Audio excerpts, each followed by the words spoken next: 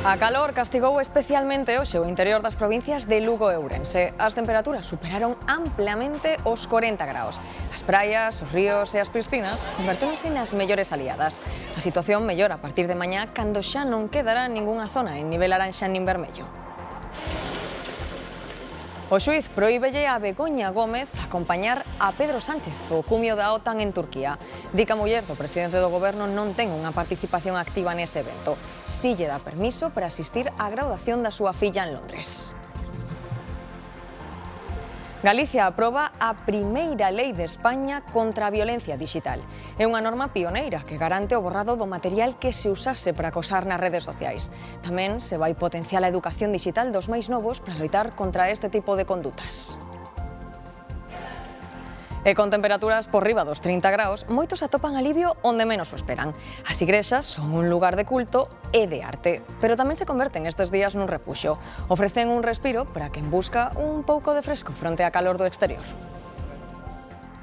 Que tal? Boas noites. Por mor deste episodio de calor extrema que estamos a atravesar, a Xunta decretou a alerta vermella en preto de medio cento de concellos do centro de Lugo e da montaña de Ourense. É o caso da capital lucense, onde se registraron temperaturas próximas aos 40 graus. A través de Meteosaude, Sanidade decretou alerta vermella por calor en 46 concellos da montaña ourensá e do centro de Lugo. No caso do municipio máis poboado, a capital lucense, os termómetros rozaron os 40 graus co conseguinte risco sanitario.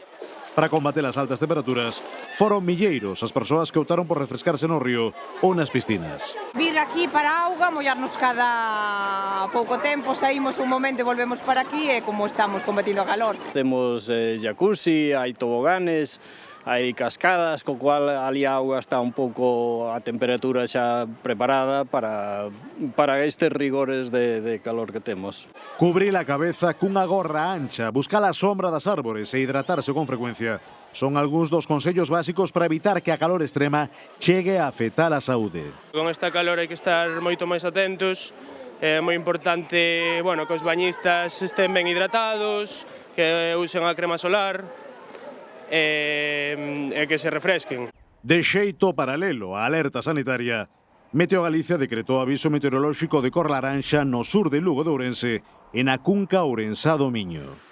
De feito, no concello lucense de Ribas de Sil chegan a superarse os 42 graus. Vexan os contrastes que nos está deixando o tempo nesta xornada. Mentres nunhas partes a calor non dá tregua, hai zonas onde poden gozar e nunca mellor dito das brétemas. Como poden ver nas imaxes que nos ofrecen as nosas cámaras web, as néboas chegaron tanto a Coruña como a Fisterra. Unhas néboas que provocan que baixe a temperatura e que permiten tomar un respiro da calor abafante dos últimos días. E a Ribeira Sacra é a zona que está padecendo as temperaturas máis abafantes. Aínda que a barreira dos 40 graus se superou este luns en prácticamente todo Ourense e o sur de Lugo. Alejandro Álvarez. Se ante a calor abafante que se deixou sentir sobre todo no interior da nosa comunidade, por exemplo, aquí en Monforte de Lemos hoxe superaron eses 40 graus, tamén do mesmo xeito en Pantón, pero a máxima de Galicia rexistrouse en San Clodio, en Ribas de Sil, onde superaron os 42 graus. Tamén moita calor na provincia de Ourense, por exemplo, na cidade das Burgas ou tamén en Leiros superaron ese limiar dos 40 graus. Altas temperaturas que irán afrouxando co paso das horas. De feito, de cara a mañá xa non quedarán activas alertas vermellas ni laranxas por risco para a saúde, únicamente quedarán activas alertas amarelas nalgúns puntos das provincias de Lugo, Ourense ou Pontevedra. E ante unhas previsións meteorolóxicas nas que non se aviscan chuvias a curto prazo, a Xunta fai un chamamento a un uso prudente da auga. Alfonso Rueda non desbota que haxa que declarar prealerta por seca. A auga que sempre é un ben escaso en todas partes. Tamén en Galicia hai que facer un uso moi prudente. Si seguiran así a evolución meteorolóxica, non descartamos, en algún momento, ter que declarar, cando menos, a prealerta, que xa, a parte das medidas que implica, é un chamamento á poboación en xeral a un uso racional e medido da auga. O xuíz non autoriza a Begoña Gómez a viaxar ao cumio da OTAN que se celebra mañá en Turquía.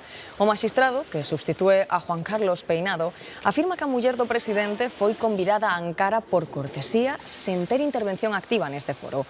O goberno ve incomprensible a decisión. O xuíz si lle permite asistir a Londres á graduación da súa filla. Begoña Gómez ten o pasaporte retirado como medida cautelar ante a apertura do xuízo oral contra ela polos delitos de tráfico de influencias, corrupción e malversación. O secretario xeral da OTAN chama aos aliados europeos a asumir máis compromisos dentro da organización. Mark Rutte cree que non é sostible que os Estados Unidos se fagan cargo da maior parte das responsabilidades en defensa. Dixo en vésperas dun novo cumio en que se volverá a abordar o incremento do gasto militar por parte dos 32 socios da Alianza Atlántica.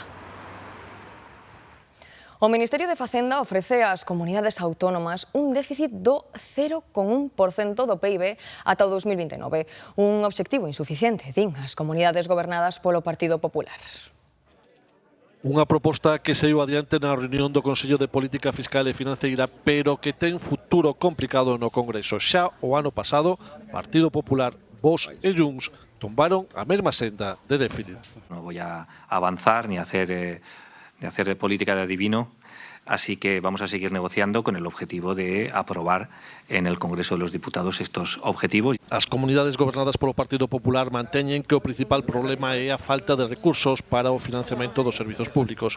É insuficiente o 0,1 de déficit, pero tamén existe un choque frontal sobre o teito de gasto do 4% proposto polo Ministerio. Esperemos que se recapacite e que se adopten sendas de gasto y objetivos de estabilidad presupuestaria que sean realmente objetivos, no que nazcan ya muertos porque no se pueden cumplir. Un montón de obligaciones que son las comunidades autónomas las que tenemos que cumplir y, sin embargo, no nos dan recursos para ello. Con todo, o Consello de Ministros deste martes aprobará o teito de gasto e os obxectivos de estabilidade, os trámites fundamentais para que se poidan elaborar os presupostos xerais do próximo ano. O caso Leire pon o foco na Garda Civil. A esquerda reclama o cese da súa directora se esta non dimite.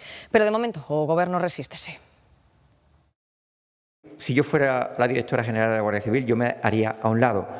Presión desde a esquerda sobre a directora da Garda Civil, pero tamén sobre o goberno. Es penoso, es patético que Pedro Sánchez no haya cesado de forma fulminante a la directora general de la Guardia Civil.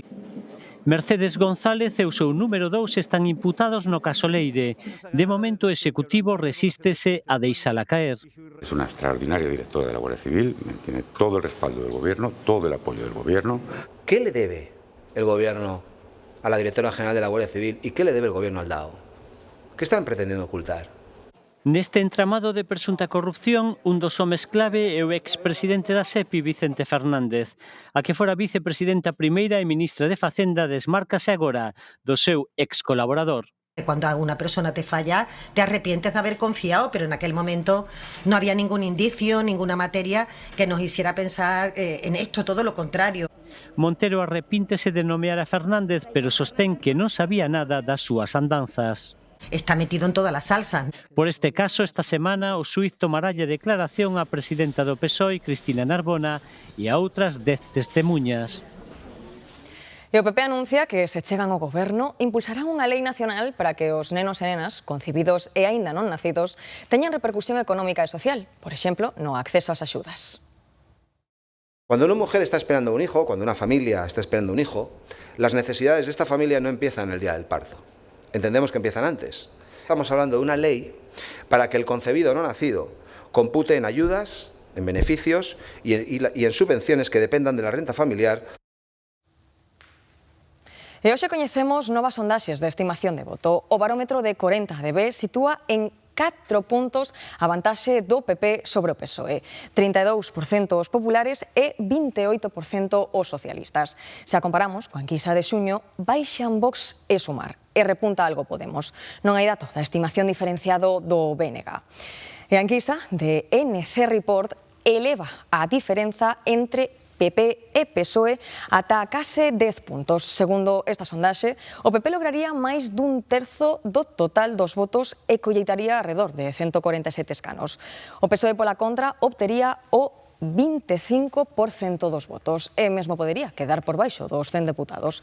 Con respecto ao anterior barómetro de NC Report, baixan Vox e Sumar e mantéñense Podemos e BNG.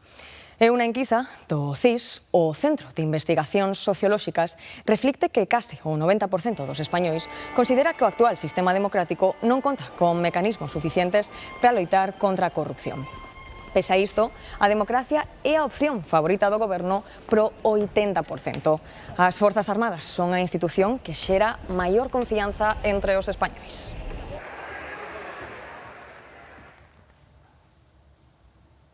O absentismo laboral segue medrando e alcanza xa o nivel máis alto dos últimos 5 anos.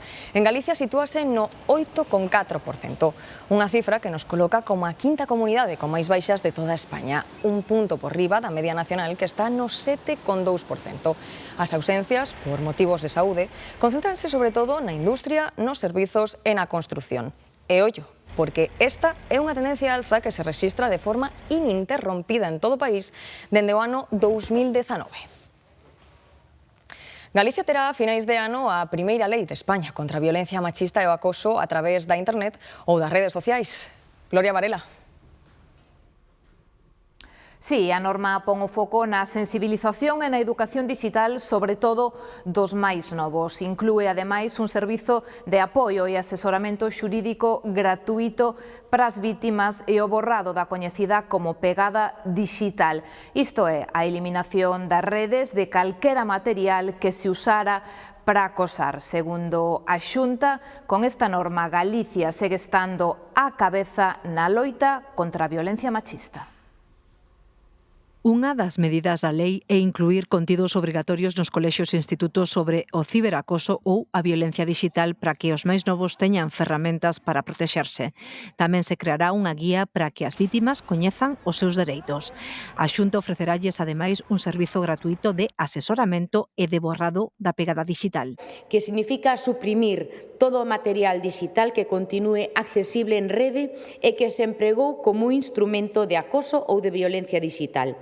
A eliminación deste material requerirá de resolución xudicial expresa. Alfonso Rueda reivindica que Galicia foi a primeira comunidade cunha lei específica contra a violencia machista e en ofrecerlles unha axuda anual ás vítimas e que agora quere ser pioneira na loita contra o maltrato ás mulleres nas redes ou internet. Hai unha nova cara de violencia machista, violencia digital, contra a que hai que seguir loitando, ou se aprobamos o proxecto de lei de medidas integrais contra o acoso e a violencia digital en Galicia. Vai ser a primeira lei de toda a España. O proxecto de lei que se comezará a tramitar en setembro no Parlamento incorpora alegacións de colectivos para reforzar a protección das persoas trans e con discapacidade. Prevén que este aprobada antes de final de ano. Esta semana chega a Ferrol o primeiro buque cargado con coches da chinesa SAIC. Agora mesmo o barco portavehículos navega á altura do sur de Portugal. Trátase dunha operación de ensaio para descargar uns 700 coches no porto de Caneliñas. Despois, trasladaránse a unha esplanada antes de ser distribuídos. A chinesa SAIC ten previsto comezar a fabricar coches en Ferrolterra en 2028. O Sergas vai investir 48 millóns de euros na compra de varios medicamentos de última xeración contra o cancro. A maior parte dese orzamento, 36 millóns, será para adquirir anticorpos monoclonais que se usan no tratamento do cancro de mama e que son menos agresivos que a quimioterapia. E case 12 millóns serán para incorporar na sanidade galega 3 novos tipos de medicamentos de precisión pro cancro de mama e ovario. A cifra oficial de vítimas polo dobre terremoto en Venezuela supera xa os 3.300 mortos. As esperanzas de atopar novos superviventes son prácticamente nulas. Nestes 12 días, os rescatistas sacaron de entre os cascallos unha trintena de persoas vivas. A última delas, o pasado xoves. Rosa Conde.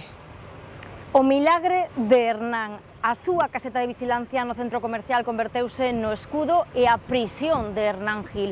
Tras o dobre terremoto do 24 de xuño, 140 toneladas de cascallo sepultárono na escuridade. Durante 8 agónicos días, a súa voz filtrada polas ruínas guiou a un contingente internacional. Centímetro a centímetro, rescatistas costarriqueños e brigadas globais excavaron de forma milimétrica para evitar un colapso fatal. Tras 114 horas dun operativo extremo, Hernán saíu en camilla cara á luz. A Guaira, entre a dor, celebrou a vida. É o anexo que desde hai 10 días habilitan no cemiterio da Esperanza, na Guaira. Son as tumbas que agardan os falecidos sen identificar polo dobre terremoto. Aquí soterraron xa 150 corpos e agardan moitos máis. De la capacidad de más de 2.000 cuerpos que pueden ser sepultados en este lugar. Cada tumba ten un código, o mesmo que figura na base de datos creada polo goberno, con fotos e outra información de cada un destes corpos en nome. A idea é facilitar que no futuro os seus familiares poidan recuperar os restos. 12 días despois dos cascallos da zona cero, xa só emerxen cadáveres. Casi ninguén espera xa novos milagres. La verdad que ya las esperanzas se han mantenido un poco bajas. Ahora nos ha quedado trabajar en función de brindarle un poquito de alivio a la familia que han estado esperando a sus seres queridos y que solamente quieren darle la última despedida. Na Guaira, os damnificados recuperan o que poden de fogares agora inservibles para 17.000 persoas substituídos agora por unha tenda de campaña. Deteñen na Coruña o condutor dun VTC por agresión sexual a unha menor. A rapaza ia con outra xente e sentou no asento de diante. Segundo a denuncia, o condutor fíxolle tocamentos e intentou ubicala. Dende a empresa Bolt, a que está asociado o condutor como autónomo, confirman que están investigando o incidente. Aseguran que teñen moi en conta a seguridade e que a compañía pode expulsar unha persoa da plataforma, aínda que o seu comportamento non sexa delituoso. Arde un dos bares da praia máis coñecidos de Sanxenxo, o Pé na Praia. Estaba situado no Real de Alapa, na Lanzada. Un golpe duro, nada máis empezar a temporada. A propia estrutura de madeira do chiringuito alimentou as lapas. Os veciños xan que escoitan un estruendo fuerte sobre as 6 da mañá. Pasaban 7 minutos das 6 da mañá e antes das 7 o lume quedou extinguido, pero o negocio xa estaba arrasado. Parece claro que empezou na cociña. Pero penso que tú que son a bombón ou algo. Por as altas temperaturas destes días pode ser. A Garda Civil sospeita da grella que horas despois seguía con moita temperatura, pero tampouco se descarta un curtocircuito, un problema co que loitan a diario os bares de Praia da Lanzada. Hoxe en día na hostelería, porque eu teño outros negocios, necesitas ter uns 15.000 vatios mínimo para aguantar. Aquí na Lanzada permite un 4.500 vatios. Entón chega un momento que produces un corto. Os cables coa subida de tensión vanse quentando, chega un momento que nos estamos reparando ahora unha avería de corrientes. O Pé de Praia abriu polo San Xoán, o dono está en shock, se ven a vaga de solidariedade non se fixo esperar. A playa ten, por exemplo, ten un contenedor tamén con cociña e todo, pois para prestarlle axuda, deixarlo que pode abrir canto antes. Eu tamén coñezo outra persoa que ten outro, que polo menos salvo o verano, porque esta persoa ten ao mellor como 15 ou 16 empleados aquí. Feito o ano que ven tiñamos que sustituílos, me imagino que xa intentar comprar outro, porque reparar esa estrutura vai ser complicado. Unha estrutura que da noite para a mañá quedou no esqueleto. E un incendio forestal arrasa a esta hora unha das paraxes naturais de Andalucía, a Serra de Grazalema. Obrigou a cortar a estrada, a ronda e a desaloxar 2 hotéis e varias vivendas. Mentres, en Cataluña, os bombeiros traballan en 3 grandes incendios. O que máis preocupa é o Sentmenat, onde hai casas en perigo. Obrigou a confinar 33.000 persoas. En Castelló quedou estabilizado o de Soneja, pero os 500 evacuados aínda non puideron regresar ás súas casas. Un accidente de tráfico entre un camión e un transporte especial interrompeu o tráfico na A52 durante varias horas. Aconteceu contra o mediodía no punto kilométrico 250 da autovía ao seu paso pola localidade de Ribadavia en sentido Vigo-Ourense. A DXT viuse obrigada a desviar a circulación pola N120 mentre se desenvolvían os labores de retirada dos vehículos implicados. O descoido dun condutor maior deixou unha imaxe insólita na pasarela peonil das Torres do Oeste en Catoira. Percorreu 1 kilómetro sobre ela ata que unha das rodas saíu do paseo e o coche quedou bloqueado. O condutor, de 80 anos, estaba desorientado e deshidratado cando o toparon. A pasarela non soporta o peso dun guindastre e está sobre un ecosistema protegido. Por iso, o rescate podería pasar por volver poñer as 4 rodas sobre a pasarela e desandar o camiño marcha atrás. Ante a calor persistente na cidade, moitos optan por entrar nun bar, nun cine ou nun museo que serven de refuxios climáticos. Pero hai quen tamén escolle entrar nas igrexas, ben sexa porque dentro se está fresco, por motivos religiosos ou pola arte que albergan. O caso é que ofrecen distintos tipos de recollemento. Un templo, ademais de elevado, pode ser simplemente alto. Los muros, los diseños, los techos muy altos mantienen mejor la temperatura fresca. Nos días así agradécese un pouco máis o acubillo da sombra, as igrexas como refuxios climáticos. Pues es lo primero que le he dicho a mi marido, digo, vamos a meternos aquí y nos quedamos aquí hasta que salga el autocar. Pensar dentro, pensar fora. Dentro mucho mejor. Tal é así que non sorprende ver dúbidas a hora de volver pisar a rúa de tan chea de calor. La catedral, la verdad es que hace una temperatura inmejorable, se estaba genial, se estaba muy bien. Ven sendo entrar e ir atopando certo alivio. Cuando hemos entrado no ha dado la vida, o sea que nos ha dado un subidón. Por ejemplo, el otro día en Braga, en Portugal, iba a los templos casi para refrescarme, pero no en este caso, ¿eh? Mesmo había manga longa na catedral e un silencio fresco en San Francisco. Se está en paz, se está bien, se está a gusto. Y ahora con el calor mejor todavía. Se está bien dentro, sí, pero que no se entra por eso. Si no, estaría la iglesia llena. Co termómetro na cabeza ou non, é unha arquitectura do recollemento. As tartarugas son animais ben coñecidos, pero casi ninguén puido ver a nosa tartaruga autóctona, o sapoconcho, o reptil máis ameazado de Galicia. Quedan só uns 200 exemplares en Corrubedo, no Parque Natural. Loitan por reintroducila. Aí o teñen, un exemplar de sapoconcho a toda velocidade buscando o refuxio da lagoa que habitan desde fai 23 anos.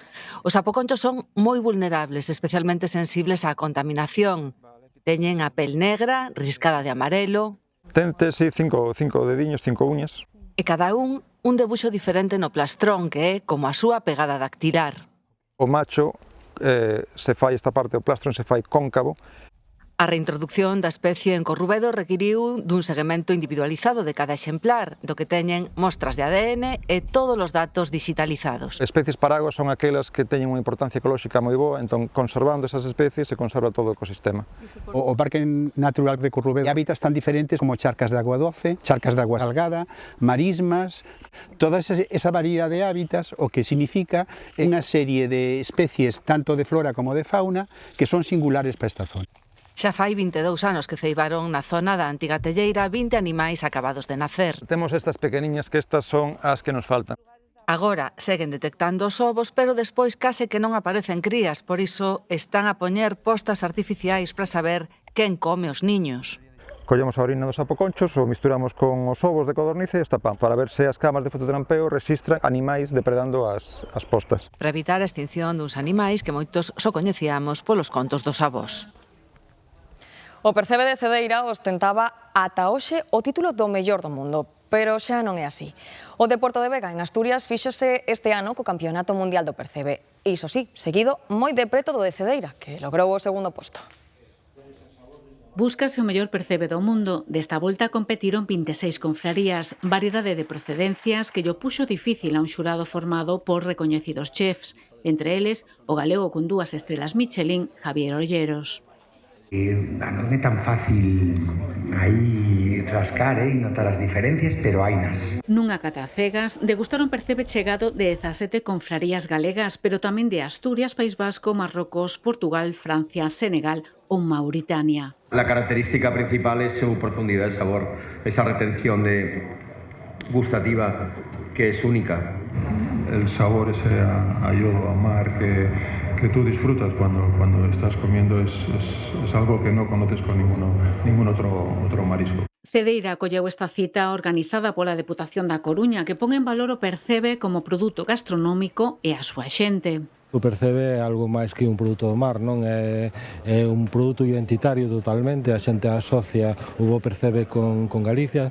Nun resultado moi axustado, o percebe de Portovega en Asturias gañou o campeonato. O segundo posto foi para Cedeira e o terceiro para Luarca. Coa poxa dos 3 lotes gañadores recadáronse 2.350 euros que serán doados á Cruz Vermella. E hoxe despedímonos dende este patrimonio da humanidade, a muralla de Lugo. A única muralla romana do mundo que conserva intacto todo o seu perímetro. 2 kilómetros de historia que dende hai case 2000 anos seguen rondeando a cidade. Moita calma neste momento porque ali aínda rozan os 30 graus desta hora. Deixámolos con esta imaxe. Que pasen unha boa noite. Ata mañá.